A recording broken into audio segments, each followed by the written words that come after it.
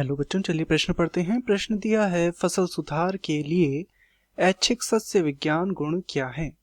तो इस प्रश्न में हमसे फसल सुधार के विषय में पूछा गया है कि उसके लिए ऐच्छिक सस्य विज्ञान गुण क्या क्या होने चाहिए। तो इस प्रश्न की जो मुख्य अवधारणा है, मुख्य अवधारणा जो इस प्रश्न की है वह फसल सुधार के विषय में है।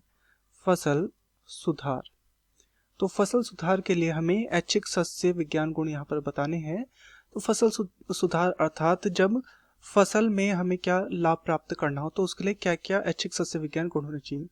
तो ये निर्भर करता है कि फसल का प्रकार किस तरह का है, यानी कि फसल के प्रकार के आधार पर हम उसके गुण देखेंगे।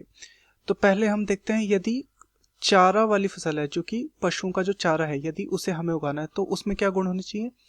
वह जो फसल है वह हम बोल सकते हैं कि वह लंबी फसल होनी चाहिए। लंबी फसल का क्या अर्थ है, लंबी फसल, या फिर हम बोल सकते हैं कि जो उसका तना है वह लंबा होना चाहिए, लंबा तना होना चाहिए। तथा जो उसकी शाखाएं हों वो कैसी हों, वो सघन शाखाएं हों, अर्थात घनी शाखाएं हों। तो सघन शाखा वाला वो होना चाहिए। वहीं दूसरी ओर हम देखते हैं अनाज का। यदि अनाज की फसल की हम बात करें तो उसमें सुधार के लिए क्या ऐच्छिक सस्य विज्ञान गुण होने चाहिए।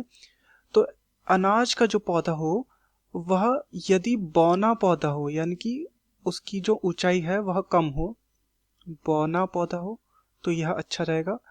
बौना पौधा होने से क्या होगा, बौना पौधा होने से फायदा ये होता है या लाभ ये होता है कि इससे जो पोषक तत्व होते हैं वो क्या होते हैं, वो पौधे के विकास में कम लगते हैं। तो पोषण कम लगता है, जिससे क्या होगा, जो उत्पादन होना है उसमें पोषण की अधिक मात्रा जाएगी और उत्पादन जो होगा यहाँ पर बढ़ा हुआ हमें दिखेगा, क्योंकि पौधे की वृद्धि में ज्यादा पोषक तत्व नहीं लग रहे हैं बल्कि उत्पादन की ओर यहाँ पर लग रहे हैं। तो इस प्रकार से फसल सुधार के लिए ये ऐच्छिक सस्य विज्ञान गुण है। मैं आशा करता हूँ आपकी यह समझ में आया होगा। धन्यवाद।